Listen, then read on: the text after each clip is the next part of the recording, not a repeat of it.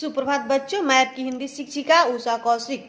तो मैं आप सभी को ऑनलाइन कक्षा में स्वागत करती हूँ। आज मैं आप सबको वर्ग 3 की हिंदी पढ़ाऊंगी, जिसका किताब का नाम है रोली हिंदी पाठमाला, और उसका पाठ हम पढ़ेंगे 10। पाठ 10 पढ़ाने से पहले हम आपको पाठ 9 पढ़ाए थे, जिसमें आपको हम बताए थे इस पाठ के बारे में सफाई की सीख पढ़े थे। तो बच्चों आज हम सब पढ़ेंगे पाठ 10। अब पाठ 10 में क्या है, जानवर कब पैदा हुए। जानवर कब पैदा हुए तो उसी के बारे में हम सब क्या करेंगे, पढ़ेंगे। तो यहाँ पर देखिए क्या लिखा हुआ है, बर्फ में रहने वाले भालू सफेद जबकि गर्म स्थानों पर भालू काला होता है, क्यों। तो इस पाठ में हम पढ़ेंगे जानवर के बारे में। जो जानवर जो है वो अपने आप को जहाँ पर रहते हैं उसके अनुकूल अपने आप को बना लेते हैं। तो यहाँ पर दिख रहा है कि जो बर्फ में रहने वाला भालू जो होता है वो सफेद क्यों होता है, जबकि गर्म जगह पे रहने वाले भालू जो होते हैं वो काले क्यों होते हैं। तो बच्चों बर्फ जो होता है उसका जो रंग होता है वो सफेद होता है, इसीलिए वहां पर जो भालू रहते हैं वो जो अपने शरीर का उनका शरीर का जो रंग है वो परिवर्तन होता रहता है। वो अपने आप को जिस स्थान पर रहते हैं उसके अनुकूल बना लेते हैं, इससे उनको सुरक्षा मिलता है और उनके जीवन का जो है खतरा कम रहता है। और जो गर्म जगह पर जो भालू रहते हैं वो गर्मी के कारण क्या हो जाते हैं, काले हो जाते हैं। और सफेद बर्फ पे रहने वाले भालू क्या होते हैं, उजले होते हैं। फिर आपने यहाँ पर क्या लिखा है, क्या आपने कभी किसी को पत्र लिखा है, कब और कैसे। तो इसमें लिखा हुआ है, ये जो आप पाठ पढ़ेंगे वो क्या है, पत्र है। और इस पत्र में जो इंदिरा गांधी है, जो जवाहरलाल नेहरू थे, वो अपनी बेटी इंदिरा गांधी को ये पत्र लिखे थे। तो इसलिए ये जो है जो हम पढ़ रहे हैं वो क्या है, पत्र है, जो एक पिता अपनी पुत्री को लिख रहे हैं और वे इस पत्र के माध्यम से अपनी बेटी को क्या कर रहे हैं, शिक्षा देने की कोशिश कर रहे हैं, कुछ बताने की कोशिश कर रहे हैं, पढ़ाने की कोशिश कर रहे हैं। तो इंदिरा गांधी कौन थी, इंदिरा गांधी जो थी वो भारत देश की प्रधानमंत्री थी, और नेहरू जी थे, जवाहरलाल नेहरू थे, वो उनके पिता थे। तो दोनों देश पे राज किया। तो ये जो पत्र है वो अपनी पुत्री को लिखे जब वो जेल में थे। तो ये पढ़ लिए। यहाँ पर तितलियां फूलों जैसी रंग बिरंगी क्यों होती है। तो बच्चों आप सब तितली को देखते हैं, और तितलियां जो होती है कितने जैसे जैसे फूल होते हैं और कई रंग के फूल होते हैं, उसी तरह से तितलियां भी कई रंगों की होती है। तितलियां कई रंगों की होती है। जब वो फूल पे बैठी रहती है तो क्या होता है, उसे हम आसानी से नहीं देख पाते क्योंकि फूल के रंग के ही उसके पंख होते हैं। आप सर्दी गर्मी और बारिश से बचने के लिए क्या क्या करते हैं। तो क्या करते हैं सर्दी गर्मी बारिश से बचने के लिए, तो सर्दी में हम लोग क्या करते हैं, गरम गरम चीजें खाते हैं, गरम कपड़े पहनते हैं, गरम कपड़ों से अपने को क्या करते हैं, शरीर को गर्म रखने की कोशिश करते हैं। बारिश में क्या करते हैं, रेनकोट पहनते हैं बरसाती। और गर्मी में क्या करते हैं, गर्मी के मौसम में हम ठंडे चीजों का खाना पसंद करते हैं, कूलर में, एसी में, पंखा में रहना पसंद करते हैं। तो इससे हम क्या करते हैं कि ठंडी गर्मी सर्दी से हम अपने शरीर का क्या करते हैं, बचाव करते हैं। और ये क्यों कहा गया है, क्योंकि जानवर जो है वो स्वेटर नहीं पहनते हैं, कूलर में नहीं रहते हैं, पंखे में नहीं रहते हैं, छाता नहीं लगाते हैं। तो जानवर की जो शरीर जो है, उनके जो शरीर पर जो बड़े बड़े बाल होते हैं, जिससे वो अपने शरीर की उनकी जो शरीर है वो ठंडी में, गर्मी में, बरसात में उनकी रक्षा करते हैं। तो यहाँ पे आइए, पाठ आपका है क्या है, यहाँ पर सबसे पहले दिया हुआ पर सबसे पहले जीव जंतु पानी में पैदा हुए, धीरे धीरे वे जमीन पर आए।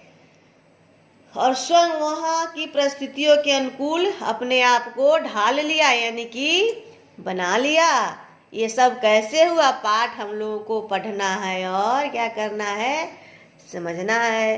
तो इतना तो पढ़ लिए, पाठ पे आ गए तो आप क्या करेंगे? अपनी किताब को निकालेंगे, अपनी कॉपी को निकालेंगे, और फिर मैं जो आपको इसमें से कुछ कठिन शब्दों का अर्थ बताऊंगी उसको आप लिखेंगे। फिर पीछे के वीडियो में जो आपको समझाई हूँ, आपको समझने के लिए पाठ के बारे में बताई हूँ।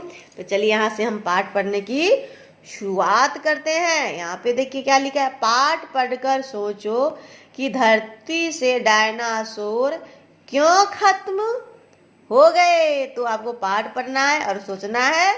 एक तार्किक क्वेश्चन आपके लिए। फिर यहाँ देखिए क्या है, हम बोले थे ना कि ये पत्र है, तो किसी के भी पत्र को लिखने के लिए किसी के पास जो हमसे छोटे होते हैं तो हम उनको क्या लिखते हैं? प्रिय लिखते हैं। और जो हमसे बड़े होते हैं उनको आदरणीय और पूजनीय लिखते हैं। और अपने मित्र को भी माय डियर फ्रेंड्स इंग्लिश में लिखते हैं, मेरे प्रिय मित्र भी लिखते हैं। तो यहाँ पर जो ये पिता जो है अपनी पुत्री को पत्र लिख रहे थे, लोग प्रिय इंदु। इंदु कौन है? ये जो है इंदिरा गांधी है, जिसको संक्षिप्त में यानी कि छोटा बना करके वो इंदु से बुलाते थे। तो इसमें क्या है? आज मैं तुम्हें पृथ्वी पर जीवन के प्रारंभ का अर्थ होता है शुरू होना, यानी कि जो शुरू होता है उसको हम क्या कहते हैं? प्रारंभ, यानी कि शुरू होने के बारे में बताने जा रहा हूँ। शुरू में दुनिया की जानदार चीजों में छोटे छोटे समुद्री जानवर और पानी में पैदा होने वाले पौधे थे। तो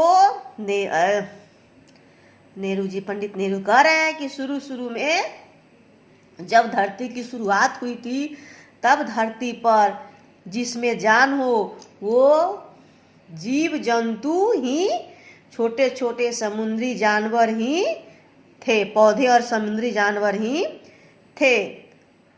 तो इसमें सिर्फ वे जो क्या रहते थे, वे सिर्फ पानी में ही रह सकते थे। किसी कारण पानी से बाहर निकलने पर वो क्या हो जाते थे? मर जाते थे। बाहर आते ही वो क्या कहते हैं? जरूर मर जाते थे, मर जाते होंगे। जैसे आज भी मछलियां सूखे में आने पर मर जाती हैं। आप सब देखते होंगे कि जब मछली को पानी से निकाला जाता तो क्या होता है? वो मर जाती। क्यों? क्योंकि उन्हें श्वास लेने में कठिनाई होने लगती है और वे मर जाती है, वो पानी से बाहर नहीं रह सकते हैं। पानी के खाल जानवर जिनकी खाल जरा सख्त का अर्थ क्या होता है? सख्त का अर्थ होता है करी। सख्त का अर्थ होता है खाल, करी। और खाल यानी कि जानवर के शरीर पर जो उनका जो चमड़ा होता है उसको हम कहते हैं क्या? खाल। और मनुष्य के शरीर पर क्या कहते हैं? उसको चमड़ा कहते हैं। तो जो जानवर के शरीर पर जो खाल होते हैं वो सख्त होते हैं, यानी कि करे होते हैं। क्यों होते हैं? सूखी जमीन पर दूसरों जानवरों से कुछ ज्यादा देर तक जिंदा रह सकते होंगे क्योंकि उन्हें सूखने में देर लगती थी। इस प्रकार जिनकी खाल ज्यादा सख्त यानी कि कड़ी थी, सूखी जमीन पर वे बढ़ते गए। सोचो कितनी अजीब बात है। बच्चों यहाँ पे देखने की बात है कि कुछ जानवर ऐसे होते हैं जिनकी जो खाल होती है यानी कि शरीर पर के जो खाल होते हैं, चमड़ा होते हैं, क्या होते हैं? बहुत कड़े होते थे, कड़े होते होंगे, जिसके कारण उनको पानी से बाहर अगर निकाल करके रख दिया जाए तो क्या होता था? वो कुछ देर के लिए जीवित यानी कि जिंदा रह सकते थे।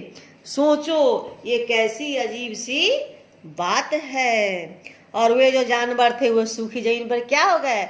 बढ़ते चले गए। जानवर धीरे धीरे अपने को आसपास की चीजों के अनुकूल यानी कि वातावरण में हम रहते उसके मुताबिक अपनों को क्या करना? बना लेना। अनुकूल का वही अर्थ है।